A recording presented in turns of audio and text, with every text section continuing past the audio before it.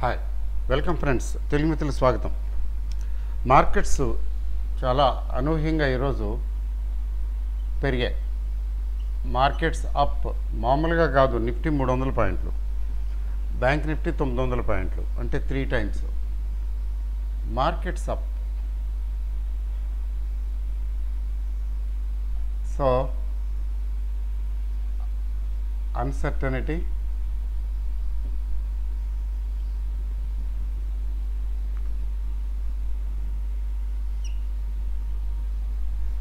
looming large. Markets up, uncertainty,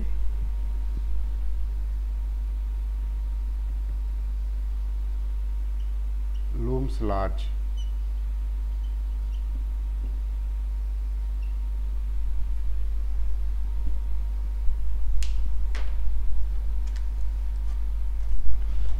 అంటే confusion, we are in a state of confusion.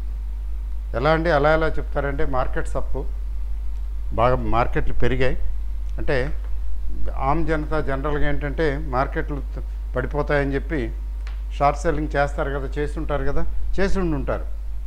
చాలా short selling వచ్చి ఉంటుంది బహుశా. ఇప్పుడు ఫ్రైడే దాన్ని నెగేట్ చేయటం కోసం, తినేయటం కోసం చక్కగా మార్కెట్లు లేపేశారు, పెంచారు. వాళ్ళంతా షార్ట్ కవరింగ్ చేసుకుని ఉంటారు భయపడి. కొంతమంది చేసుకుని ఉంటారు, అది వేరే సంగతి. So markets are up, it doesn't mean that markets are good. టెక్నికల్గా చార్ట్స్ ఏం చూపిస్తున్నాయంటే మార్కెట్స్ అప్పే. కానీ మీకు అడ్వాన్స్ డిక్లైన్ రేషియో తీసుకుంటే ఆల్మోస్ట్ 1:1. ఏమండి, నిఫ్టీ అప్ కదా, 300 పాయింట్స్. 300 పాయింట్స్ అంటే మోర్ దాన్ 1% కదా. బ్యాంక్ నిఫ్టీ ఎక్కడ 55433కి వచ్చింది.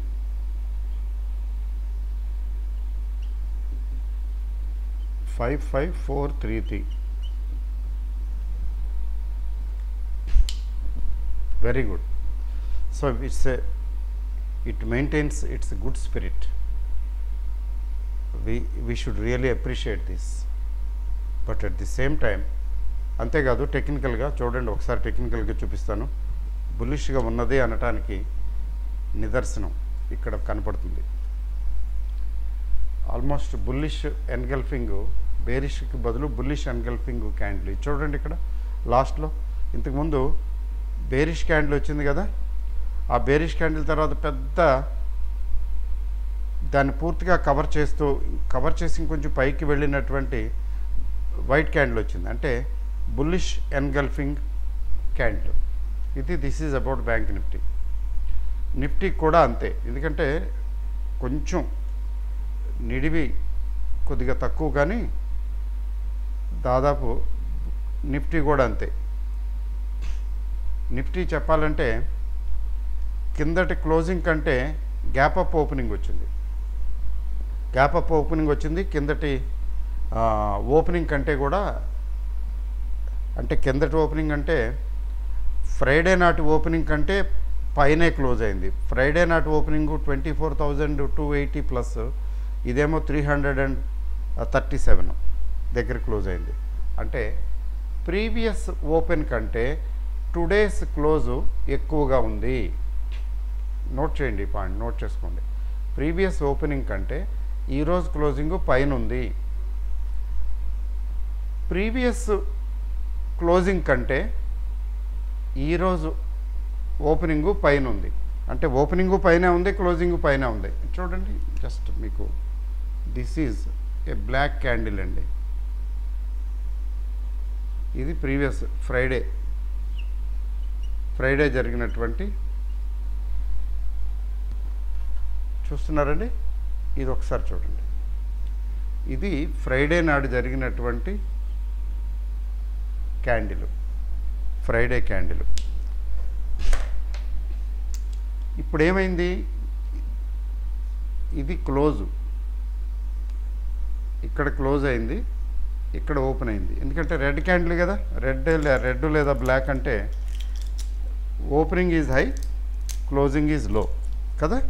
సో కాబట్టి ఇక్కడ ఓపెన్ అయ్యి ఇక్కడ క్లోజ్ అయింది. ఈరోజు ఓపెన్ అయింది, జాగ్రత్తగా గమనించండి.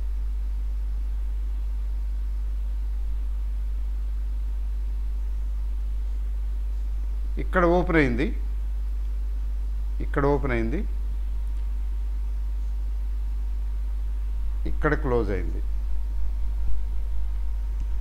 అంతేకాదు కింద విక్కు దాదాపు లేదు. Opening is low, almost nothing. Opening is low, ఇక్కడ ఓపెన్ అయిన తర్వాత కిందకి రాలా, కనీసం కింద పడేయటానికి పుష్ చేయడానికి ప్రయత్నించలే మార్కెట్. కిందటి క్లోజింగ్ కంటే ఈరోజు ఓపెనింగ్ హై, కిందటి ఓపెనింగ్ కంటే ఈరోజు క్లోజింగ్ హై. ఈ ఓపెనింగ్ కంటే ఈ క్లోజింగ్ హైగా ఉంది. తర్వాత ఈ ఓపెనింగ్ ప్రీవియస్ క్లోజింగ్ కంటే హైగా ఉంది. బుల్లిషే కదా. అంటే ఫ్రైడే జరిగిన మార్కెట్లో వచ్చినటువంటి లాస్ కంటే ఈరోజు వచ్చిన గెయిన్ ఎక్కువ. పైగా స్టార్టింగే open with a gap up. That is stock market. అంటే ఏంటంటే it tries to go against the popular view. ఎందుకంటే పాపులర్ వ్యూ ఏంటి, అమ్మో యుద్ధం ఇంకేముంది, మోదీ గారు చాలా సీరియస్గా, అందులో ఈ ప్రెస్ వాళ్ళు చాలా హడావిడి చేసేస్తారు కదా. యూట్యూబ్ ముఖ్యంగా చాలా ప్రమాదం. ఎందుకంటే ఇంకేముంది, ఆటం బాంబు వేసేసారు మోదీ గారు అంటారు, లేకపోతే పాకిస్తాను పక్కన వేసేసింది, ఆ పక్క వెళ్ళిపోయింది అంటారు, ఇండియాలో పక్క వెళ్ళిపోయింది అంటారు. యూట్యూబ్ చాలా ప్రమాదకరం. అసలు యూట్యూబ్లో చెప్పేది అసలు వారికి మరి దానికి ఏం కంట్రోలు, బ్యాను అలాంటివి ఏమి లేవు. మరి వస్తుందేమో ఫ్యూచర్లో తెలీదు. కానీ యూట్యూబ్లో నిజాలు చెప్పేది తక్కువ, హైప్ క్రియేట్ చేసేది ఎక్కువ. కాస్త కొస్త టీవీ వాళ్ళు కూడా చేస్తుంటారు ఆ పని. కాకపోతే మరీ బ్లేటెంట్గా చెప్పర్లేండి, ఆటం బాంబు వేసేసింది ఇండియా, లేకపోతే పాకిస్తాన్ వేసేసింది, లేకపోతే ఇదిగో ఇక్కడ ఆపేశారు, నీళ్ళు ఆగిపోయినాయి, ఇట్లా ఏం చెప్పరు, అంత డైరెక్ట్గా ఏం చెప్పరు. వీళ్ళైతే యూట్యూబ్ వాళ్ళైతే they can go to any extent uncensored. But యాక్చువల్గా issue is simmering and issue is not closed. వాళ్ళు వచ్చారు, ఆతంకవాదులు వాళ్ళు వచ్చారు, గబగబా కాల్చేశారు, ఎక్కడ తప్పుకున్నారు. కొంతమంది దొరికారు, కొంతమంది దొరకలేదు. వాళ్ళే దొరికారా లేకపోతే ఇంకెవరో దొరికారో, మొత్తానికి కొంతమందిని కాల్చారన్నారు, కొంతమంది ఇల్లు కూల్చామన్నారు. కాల్చటం, ఇల్లు కూల్చటం, that is not the end of it. అక్కడేం ప్రాబ్లం సాల్వ్ అయిపోలేదు.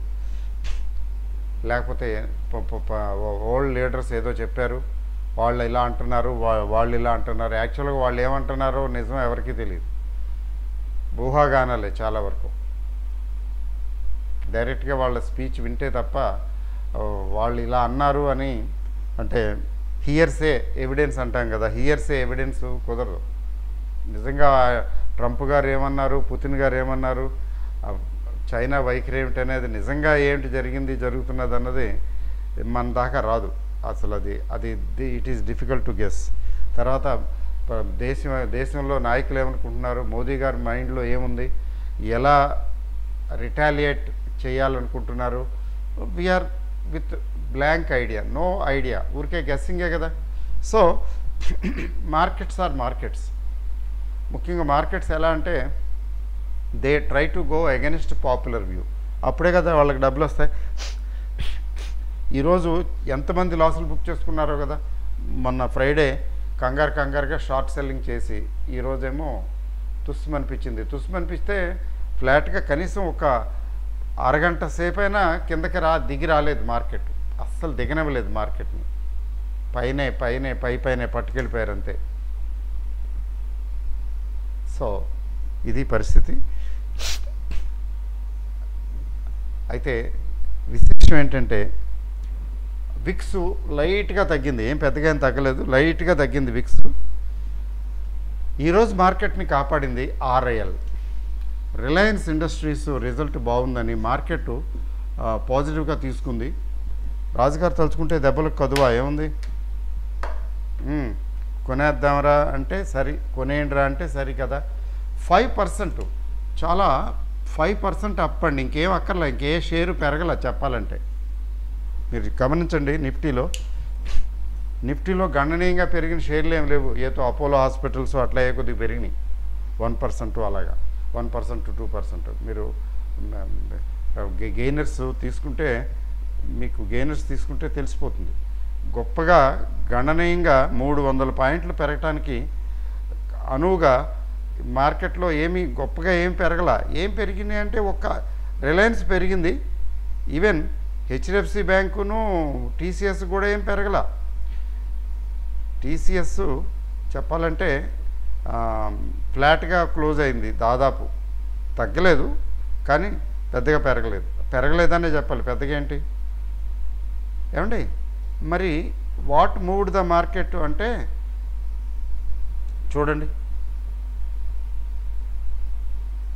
ఒకసారి, have a look at gainers, top gainers. Reliance 5.26%, next highest Sun Pharma 3%, nothing కదా. సన్ ఫార్మా మార్కెట్ క్యాప్ ఎంత, నథింగ్. జేఎస్డబ్ల్యూ స్టీల్ 2.5, భారత్ ఎలక్ట్రికల్స్ 2.5, ఎస్బీఐ లైఫ్ 2.4, ఎస్బీఐ 2.34, నథింగ్ కదండి. వీళ్ళ టాటా స్టీలు 2%, యాక్సిస్ బ్యాంక్ 2%, రెడ్డీస్ ల్యాబ్ 2%, ఆ తర్వాత అన్ని టాటా మోటార్స్ ఇవన్నీ 1.9, 1.1%, ఓఎన్జీసీ, సిప్లా. అంటే స్టాండింగ్ ఎలోన్, ఇక్కడ ఏం లేదు, ఇక్కడ ఏం జరగల. ఒక్క రిలయన్స్ పెరిగిందంతే, మార్కెట్ 300 పాయింట్లు. ఇంకా చెప్పాలంటే కొన్ని షేర్లు తగ్గాయి కూడాను, పెద్దగా తగ్గలేదనుకోండి, తగ్గటం మాత్రం ఫ్యాక్ట్. సో కొన్ని షేర్లు తగ్గాయి కూడాను, ఇన్స్పైట్ ఆఫ్ దట్ పెద్దగా తగ్గలేదు కాబట్టి రిలయన్స్ నిలబెట్టేసింది, లేపేసింది. సో లూజర్స్ చూద్దాం, జస్ట్ టాప్ లూజర్స్ తీసుకుంటే శ్రీరామ్ ఫైనాన్సు, హెచ్సిఎల్ టెక్, అల్ట్రాటెక్ సిమెంట్ మంచి బ్రేక్అవుట్ వచ్చింది, బాగుంది అందరూ అనుకుంటున్నారు కదా. దాన్ని ఈరోజు అందులో ప్రాఫిట్లు బుక్ చేశారు. చూడండి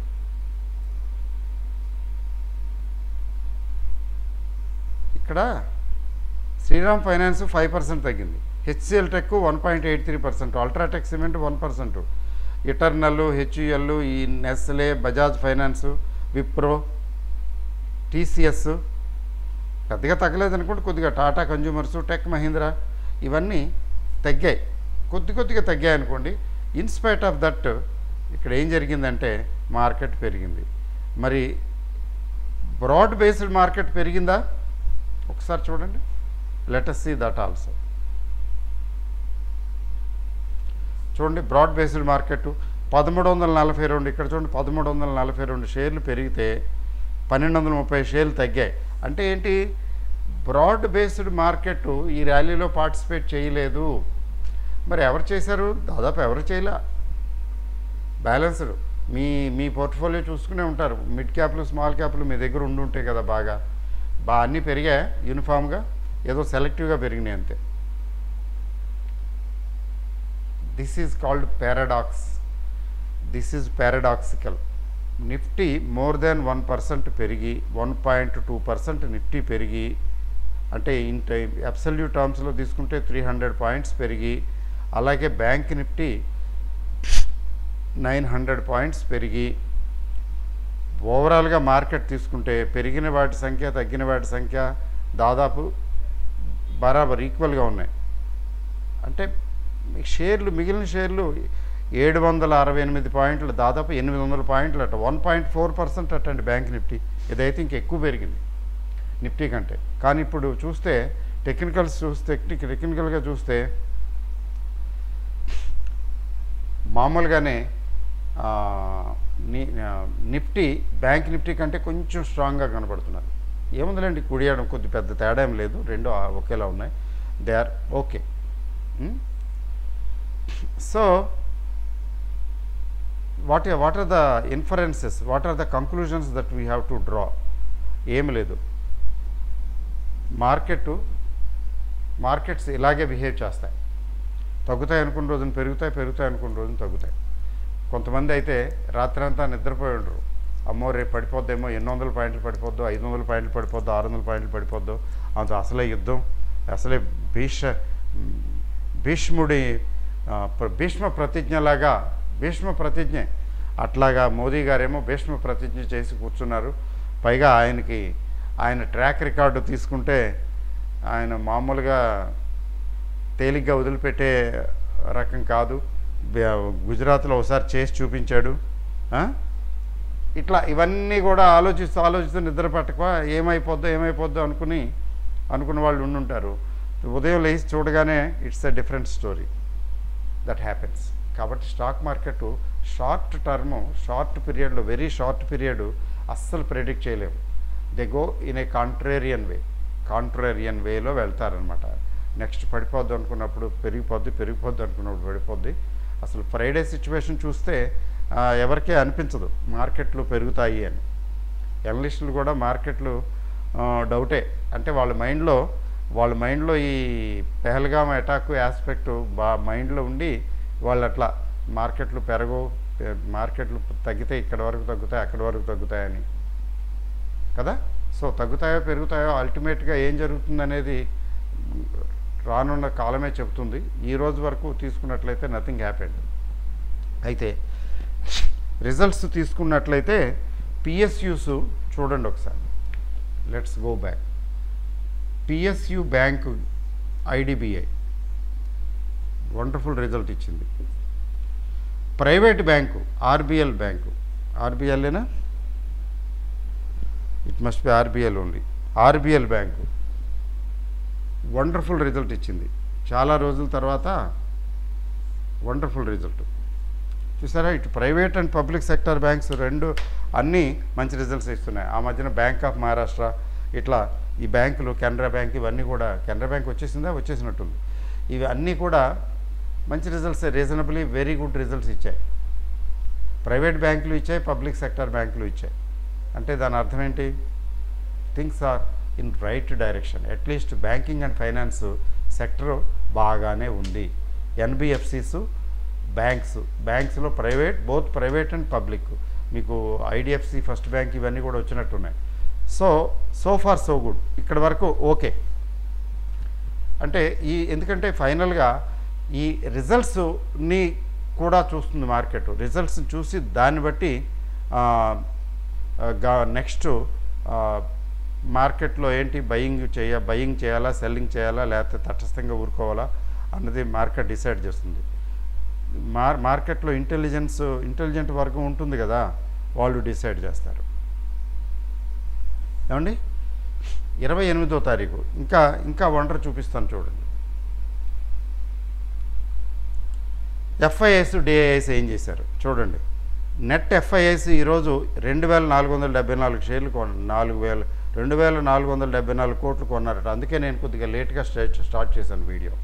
2474 కోట్లు ఎఫ్ఐఎస్ కొంటే 2817 కోట్లు వాళ్ళకంటే పోటీపడి వాళ్ళకంటే ఎక్కువ కొన్నారు. 2817 కోట్లు. ఇద్దరూ కలిపి 5200, 5300 కోట్లకి ఇద్దరూ కలిపి చూడండి.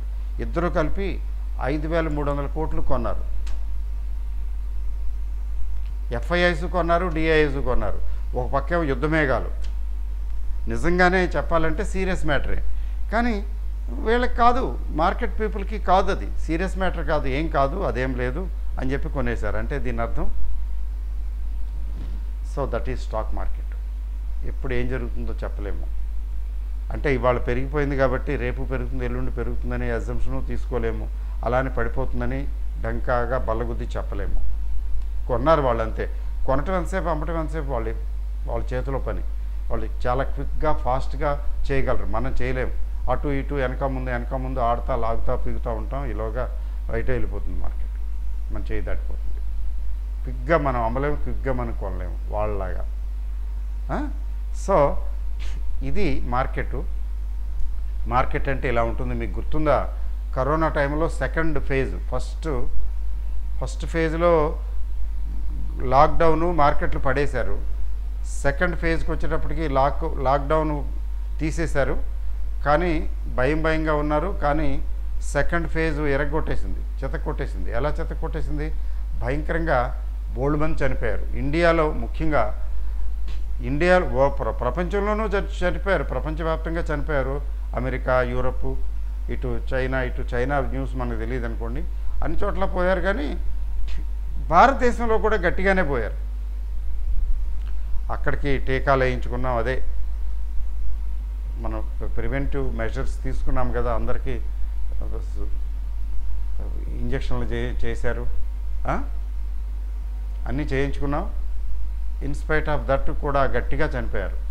అది చనిపోతున్న సందర్భం హాహాకారాలు, రోజుకి ఆక్సిజన్ లేక చాలామంది చనిపోయారు. అక్కడ హాహాకారాలు జరుగుతుంటే ఇక్కడ మార్కెట్లు ఏమైనాయి అంటే, అప్పటి వరకు పడిపోయిన మార్కెట్లు రోజు పెరుగుతూ వచ్చాయి. రోజు పెరిగాయి ఆల్మోస్ట్. ఇక్కడ మార్కెట్లో బయింగు, అక్కడేమో బయట వాతావరణం చూస్తే అందరూ చనిపోతున్నారు.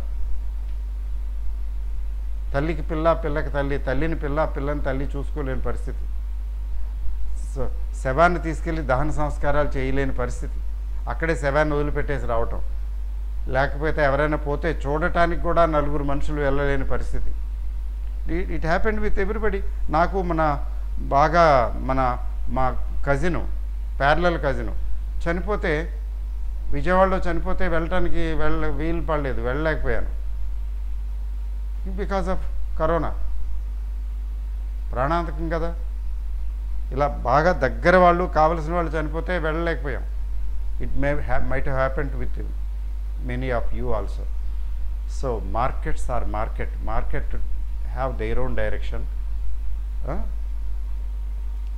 మంజిలే అప్నీ జగా, రాస్తే అప్నీ జగా అని కిషోర్ కుమార్ గారు పాట పాడతారు, అలా ఉంటుంది. సో అది విషయం. రిజల్ట్స్ పాయింట్ ఆఫ్ వ్యూలో తీసుకున్నట్లయితే ఓవరాల్గా కొద్దిగా ఇప్పటి వరకు సో ఫార్ సో గుడ్, అంత బ్యాడ్గా అయితే ఏమీ లేదు. ముఖ్యంగా బ్యాంకింగ్ అండ్ ఫైనాన్స్ సెక్టర్లో రిజల్ట్ బాగున్నాయి. అంటే బ్యాంకింగ్ అండ్ ఫైనాన్స్ సెక్టర్ బాగుంది అంటే మిగతా సెక్టర్లు కూడా బాగుండే అవకాశం ఉంది చాలా వరకు. అది మనం ఇంకా చూడాలి, ఇంకా టైం ఉంది చూడటానికి. బట్ ఇప్పుడు మార్కెట్లో ఏంటి పరిస్థితి అంటే, ప్రశాంతంగా వాచ్ చేయటమే తప్ప మనం ఇప్పుడు అమ్మనూ లేము, కొననూ లేము. అమ్మితే అడివి, కొంటే కొరివి. ఎందుకని? ఏదైనా అనూహ్యంగా అనుకోని డెవలప్మెంట్స్ జరిగితే, ఎందుకంటే గేమ్ స్టార్ట్ అవ్వలేదు ఇంకా. Retaliation from Indian side has not at started. Calm before storm ఇది,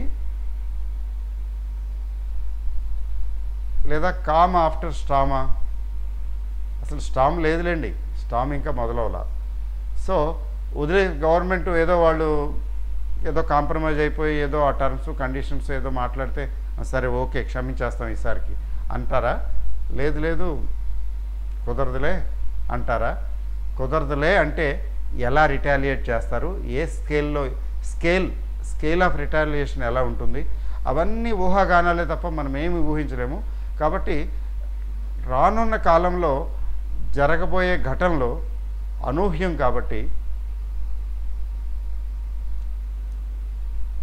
మనం మార్కెట్ విషయంలో ఎలాంటి డెసిషన్ తీసుకోలేము. Better to wait and watch,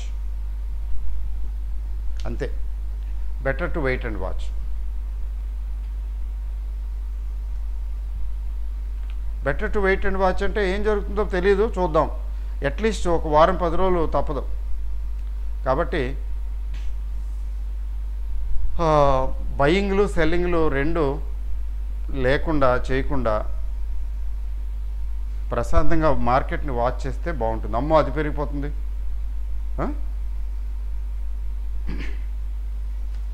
అమ్మో ఇది తగ్గిపోతుంది, అది పెరిగిపోతుంది, ఇది తగ్గిపోతుంది, ఇది పడిపోతుంది, ఇది దొరకదేమో కొనేస్తానని కానీ, లేకపోతే ఇది ఇంకా పడిపోద్దేమో అమ్మేస్తానని కానీ, ఇలాంటి ఆలోచనలు పెట్టుకోకుండా just keep the fingers crossed. అదే, అంతగా నన్ను చెప్పడానికి ఏం లేదు. నేనైతే వెయిట్ అండ్ వాచ్ మోడ్లో ఉంటేనే బెటరు అని అనిపిస్తున్నది నాకు. సో మీ ఇష్టం. అట్లీస్ట్ రానున్న ఘటనలు, జరగబోయే ఘటనలు ఎలా ఉంటాయి అనేది కొంచెం చెప్పడం కష్టం. ముఖ్యంగా ఇదే కరోనా టైప్ కాదు, this is a different ball game. Let us wait and see. అందుకని మనం ఇంకా మార్కెట్ సడన్గా పడిపోతుందని, అమ్మమ్మో ఇంకేం పడదు, ఊరికే అడావిడి, అక్కడ వాళ్ళ అడావిడి చేస్తూనే ఉంటారు, ఈ మార్కెట్లు సజావుగా పోతూనే ఉంటాయి అని చెప్పడానికి లేదు. Either way better no comment, wait and watch. సైలెంట్గా ప్రశాంతంగా మార్కెట్ని వాచ్ చేసుకుంటే సరిపోద్ది, వితౌట్ గెటింగ్ ఇన్వాల్వ్డ్. ఓకే అండి, all the best. Thank you very very much. చూద్దాం ఏమవుతుందో.